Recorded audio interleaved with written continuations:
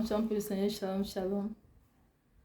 Nous sommes tous bénis dans le nom précieux de Seigneur Jésus-Christ de Nazareth. Le seul Seigneur, le seul Dieu fidèle.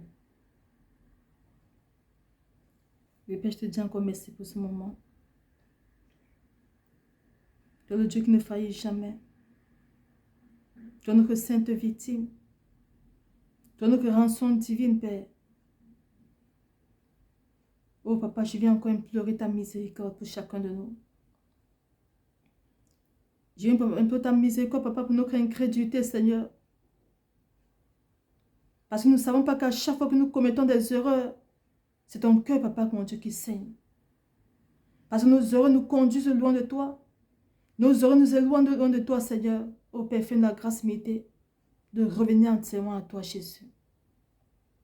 Sois encore béni en ce moment. Sois encore magnifié. Seigneur, ouvre nos yeux, ouvre nos oreilles. Seigneur, fais-nous comprendre, Papa, à quel point sans toi nous ne sommes rien, Papa Yahweh. Et nous accrocher à toi tout notre cœur, afin de réjouir ton cœur, Seigneur, pour toujours. Au nom puissant de Jésus Nazareth. Amen.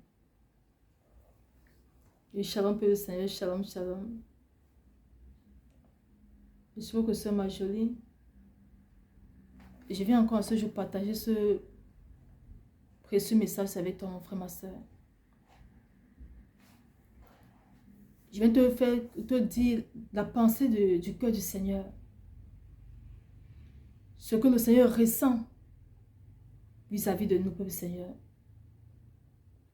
Je viens partager avec toi qu'à chaque fois qu'on commet des erreurs, qu'à chaque fois qu'on commet des bêtises, le cœur de notre Père saigne et il pleure. Il pleure parce qu'il sait que nos erreurs nous éloignent de lui. Nos erreurs nous conduisent tout droit en enfer. Et beaucoup d'enfants vont en enfer à cause de ça. Le cœur du Seigneur est malheureux. Le Seigneur pleure, il est malheureux. C'était en 2022, c'était durant mon temps de prière d'intercession. Pendant que je priais, le Seigneur me fait la grâce imitée. J'entends me dire, aïe, aïe, j'ai mal, mon cœur, mon cœur. Et lorsqu'il m'avait fait part de ça, j'étais une fois allongée, j'ai commencé à pleurer. Je pleurais. J'avais vraiment pleuré ce jour-là, durant mon temps de prière. J'ai commencé à pleurer. Parce que pendant qu'il me disait, aïe, aïe, j'ai mal, mon cœur, mon cœur. Il m'a fait la grâce de ressentir la douleur qu'il a de voir ses enfants mourir comme ça là en enfer, tout droit, d'aller tout droit en enfer. Il m'avait fait ressentir cette douleur-là. Et je m'étais couché au soleil, comme commençait à pleurer, si Seigneur, pardonne-nous, Seigneur, pardonne-nous, Seigneur, pardonne-nous, Seigneur, pardonne-nous, Seigneur, pardonne-nous. Je sais, Papa, nous sommes tous incrédules. Je sais, mais Seigneur, pardonne-nous. Pardonne-nous, Seigneur, pour notre incrédulité. Je pleurais en demandant pardon, Seigneur, pour nos vies. Le Seigneur pleure. Il pleure. Peuple du Seigneur, est-ce que notre Père mérite pleurer à cause de notre incrédulité? Est-ce que celui-là, qui est notre sainte victime, mérite pleurer? Parce que tu continues toujours à demeurer dans ta discrétion. Parce que tu continues à demeurer dans ceux qui n'honorent pas. Est-ce qu'il mérite pleurer? Est-ce que nous méritons chagriner le cœur de notre Créateur ainsi, Peuple Seigneur? Est-ce que nous méritons? Il pleure à cause de toi et à cause de moi. Parce qu'il s'est sacrifié sur la croix de Golgotha. Il a payé le prix sur la croix de Golgotha. Afin que tu ne demeures plus dans cette saleté-là. Mais à chaque fois, nous le crucifions sur la croix de Golgotha. À chaque fois qu'on marche comme avant Dieu, Seigneur, sachant que nous le crucifions encore sur la croix de Golgotha. Pour dire, il a tout payé là-bas, il a tout payé. À chaque fois que tu demeures dans ton impudicité, tu demeures dans ton adultère, tu demeures dans tout ce qui n'honore pas le Seigneur, sache que tu crucifies encore le Seigneur sur la croix de Golgotha. Tu le fais mal. Parce que ce prix qu'il a payé sur la croix de Golgotha, c'est pour que son esprit, c'est pour que tu prennes conscience de ça et que tu t'accroches à lui, afin que son esprit te montre comment faire toutes choses. Pour plaire à lui seul. Mais à cause de ton ignorance, tu es perdu encore dans ta saleté. À cause de ton ignorance, tu es perdu encore dans tout ce que n'a pas le Seigneur. Et laisse-moi te dire à partir de cet instant que sache et n'oublie jamais qu'à chaque fois que tu commets des erreurs, sache que ça chagrine le cœur de ton Père. Et si tu l'aimes comme tu le dis, comme tu le prétends, si tu l'aimes comme tu le prétends dans chaque fois l'église, en lisant la Bible, alors si tu l'aimes véritablement, à partir d'aujourd'hui, prends la résolution de changer toutes choses et de régir son cœur en faisant sa volonté pour le Seigneur. Il dit en sa parole, dans Jérémie 2, verset 13, « Car mon peuple a commis un double péché. Ils m'ont abandonné, moi qui suis une source d'eau vive, pour se creuser des citernes crevassées qui ne retiennent pas d'eau. » Dans Michée 6, verset 3, il est écrit, « Mon peuple, que t'ai-je fait? En quoi t'ai-je fatigué? Réponds-moi. » Peuple du Seigneur, qu'est-ce que le Seigneur nous a fait pour que nous marchions pas selon sa volonté? Où nous a-t-il offensés pour que nous perdurons dans nos vomis, peuple Seigneur? Nous devons lui répondre. Qu'a-t-il fait?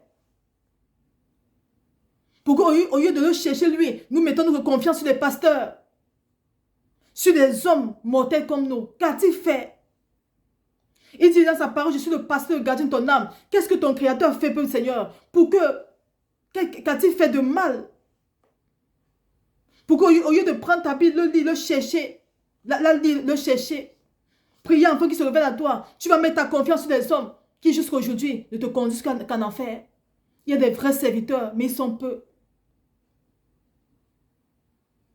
Peuple du Seigneur, vas-tu continuer à chagrer le cœur de ton Père comme ça?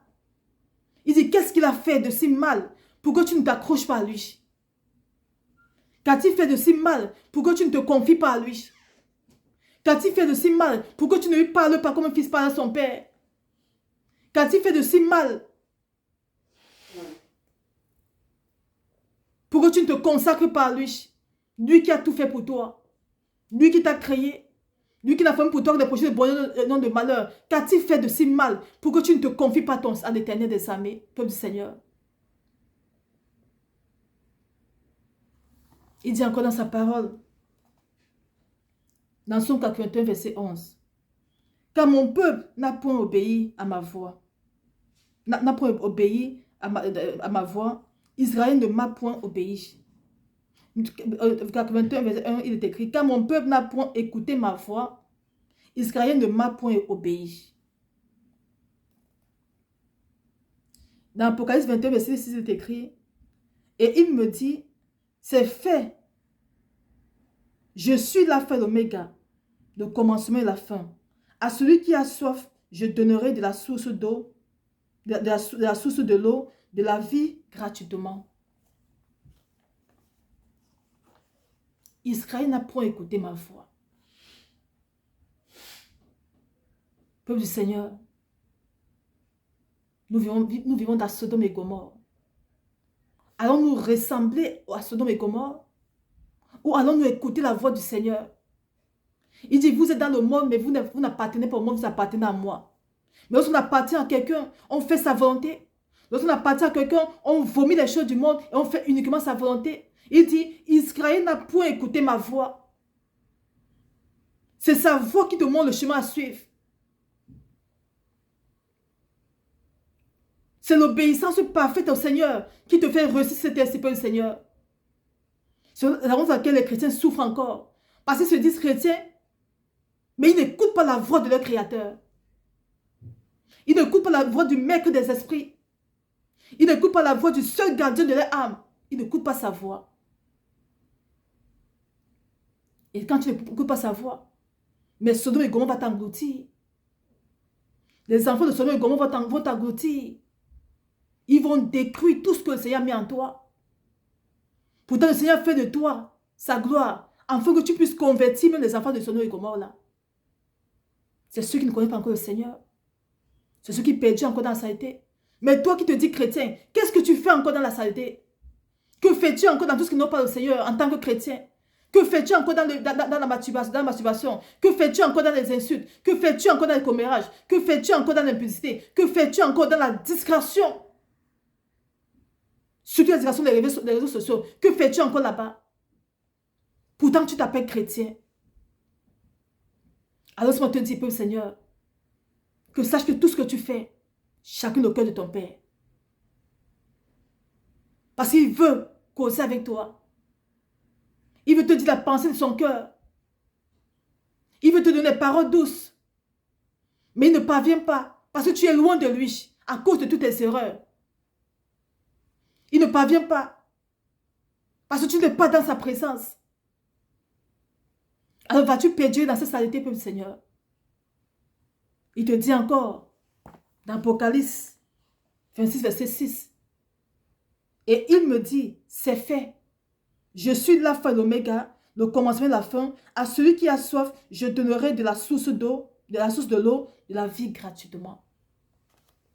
Alors si tu as soif de ton Père, si tu as soif de la vérité, si tu as soif, il est temps, peuple Seigneur, que tu prennes conscience dès à présent et que tu vas au pied du Père pleurer, te repentir de tout ton cœur.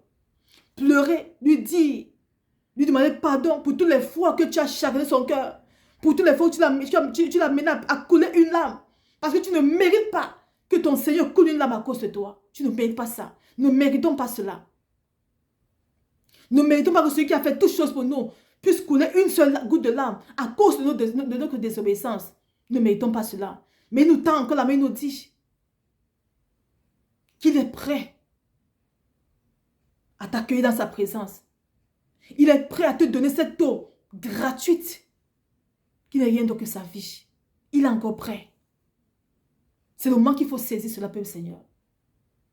Saisis cette opportunité et prends la résolution de te donner à ton Père, de te consacrer à lui. Moi, quand je pleurais comme ça, quand j'étais en train de pleurer, je lui ai dit, Père, je veux faire ta gloire. Si les autres ne veulent pas te servir, moi, je veux te servir. Je veux me consacrer à toi. Je veux que tu te réjouisses de moi. Je veux, Seigneur, qu'à chaque fois que tu me regardes, avec tous ceux qui ont décidé de servir le cœur, que tu te réjouisses, Papa, mon Dieu, de chacun de nous. C'était ça ma résolution. Aujourd'hui, me voici qui te parle. Voilà la grâce m'était, voilà où ma résolution, la résolution que j'ai prise dans sa présence m'a conduit. Aujourd'hui, je viens te parler, je viens te donner ces messages. C'est ce qu'il attend aussi de toi, peuple Seigneur. Il attend que tu prennes une résolution sincère à ses pieds, afin qu'il déverse en toi sa vie, afin qu'il déverse en toi sa parole, et que tu proclames ça au monde entier. C'est ce qu'il attend de toi, peuple Seigneur. Alors prenons des résolutions dès à présent. Qu'au lieu de chagriner le cœur de notre Père, au travers de nos erreurs, au travers de nos iniquités, maintenant, de remplir son cœur de joie, au travers des résolutions sincères, que nous prendrons tous dans sa présence. Prenons des résolutions sincères de le servir, de l'honorer, décidons de sa présence, de faire sa joie, que lorsqu'il nous regarde, qu'il soit heureux, que nous soyons plus sales impurs à ses yeux, mais que nous soyons sa gloire, excellente. C'est ce qu'il veut pour nous, peuple Seigneur. Il a tout payé sur la croix de Golgotha. Ne demeurons plus dans cette saleté-là. Courons le chercher. Il dit, sa grâce est encore disponible. Ce n'est que toi qui l'attends maintenant, peuple. Ton Père t'attend. Il dit, la nourriture qu'il te donne est gratuite. Sa vie est gratuite. Viens, il est la source d'eau vive. Viens qu'il te remplisse de lui, peuple Seigneur. Tu as longtemps couru vers les pasteurs. Mais il te dit, c'est dans sa parole, qu'il est le pasteur, le gardien de ton âme. Donc le premier pasteur que tu dois chercher, c'est le Christ. Lorsque tu as Christ en toi, alors c'est lui maintenant qui te conduira vers des vrais serviteurs sur cette terre-ci. Parce qu'il y a plein de faux que de vrais. Mais aussi longtemps que tu ne seras pas rempli de Christ, aussi longtemps que tu n'auras pas ton Seigneur avec toi, alors sache que tu seras la proie de tous ces faux pasteurs. Mais tu n'auras que tes yeux pour pleurer. Parce qu'il t'a tout laissé dans sa parole. Il te dit encore dans l'Apocalypse que son eau est gratuite. Son eau est gratuite. Alors prends des résolutions maintenant de le chercher. Au cœur de la parole, de la prière, du jeûne. Va le chercher et tu le trouveras. Ton Père veut souper avec toi. Il veut dialoguer avec toi. Il veut avoir une intimité sincère avec toi. Il veut te dire de la pensée de son cœur. La seule chose qu'il attend maintenant de toi, c'est ta résolution sincère dans sa présence. Alors, peuple Seigneur, lorsque tu n'as partagé avec vous nos résolutions négatives, chacun le cœur du Père.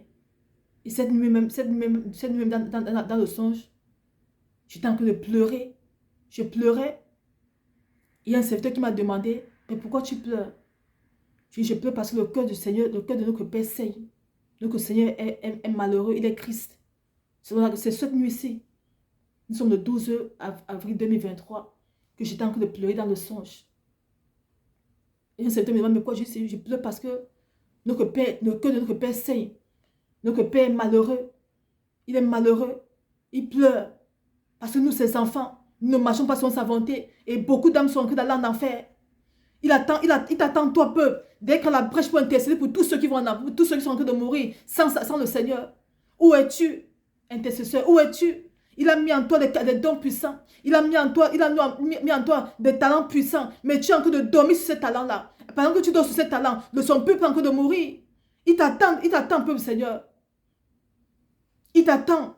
Prends des résolutions afin d'aller dans sa présence et qu'il développe en toi tous les dons qu'il a mis en toi pour son peuple. Il a besoin de toi à la prêche. Beaucoup d'âmes vont en enfer. Beaucoup d'âmes meurent sans le Seigneur. Et c'est l'ennemi qui gagne tous ces âmes. Parce qu'il meurt sans connaître le Seigneur. Mais tout ça, c'est aussi à cause de toi et de moi. Parce que si on se donnait, on se consacrait au Seigneur, on serait en train d'intercéder pour son peuple. On serait en train de faire sa volonté. On serait en train de jeûner afin qu'il bénisse son peuple, afin qu'il ramène son peuple à lui, afin qu'il brise toutes ces entités qui aveuglent son peuple, afin qu'il brise, il brise la discrétion qui est en train de tourmenter son peuple, afin qu'il brise tous les pièges de l'ennemi qui sont en train d'engloutir son peuple. C'est ce que le Seigneur sera en train de faire au travers de nos prières. Nous avons pris les talents du Seigneur, nous avons pris les dons du Seigneur, nous sommes assis dessus et on dort, on ronfle. Mais nous aurons des comptes à rendre demain, Père Seigneur. Alors, ce que tu as partagé, toi, que nos résolutions négatives sont en train d'attrister le cœur du Seigneur. Et il pleure. Cette nuit, j'étais en train de pleurer dans le son, il y a cause de ça. Je pleurais à chaudes larmes. Et je disais, c'est parce que le cœur du Seigneur saigne. Le Seigneur pleure, il pleure, les âmes vont en enfer. Parce que nous, ces élus, nous ne voulons pas nous consacrer à lui. Nous ne voulons pas marcher sur sa volonté. Nous ne voulons pas refléter sa gloire. Nous sommes légers.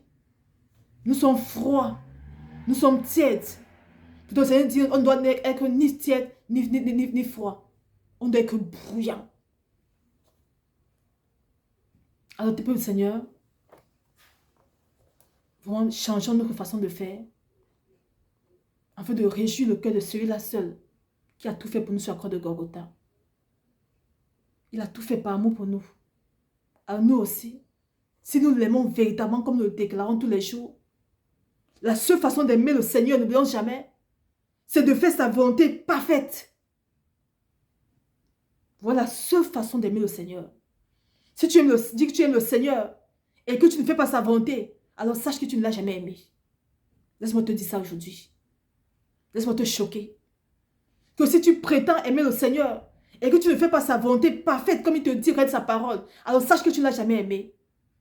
Et il est temps que chacun de nous, que nous répandons encore sincèrement et que nous décidons maintenant de l'aimer de tout notre cœur et qu'il nous fasse la grâce limitée de l'aimer comme lui aussi nous aime. Afin de porter en nous ses fruits. Afin qu'il révèle à nous les talents qu'il a déposés en nous pour son peuple. Soyons tous bénis et qu'il nous fasse grâce à chacun de nous. Mon Dieu, on soit encore bénis, soit encore glorifiés en ce moment. Seigneur, fais-nous grâce, Papa, de comprendre, mon Dieu, mon roi, qui tu es. Fais-nous grâce de revenir entièrement à toi, Seigneur. Fais-nous grâce, Papa, la grâce mettez, Papa, de nous donner entièrement à toi, Seigneur. Afin de réjouir ton cœur. Afin de t'honorer, Seigneur. Afin qu'assiste ton cœur de gloire, que tu sois heureux de compter sur chacun de nous, Seigneur. Sois encore béni, sois encore magnifié. Au nom puissant de Jésus de Nazareth. Amen. Shalom, shalom, Seigneur. Shalom, shalom.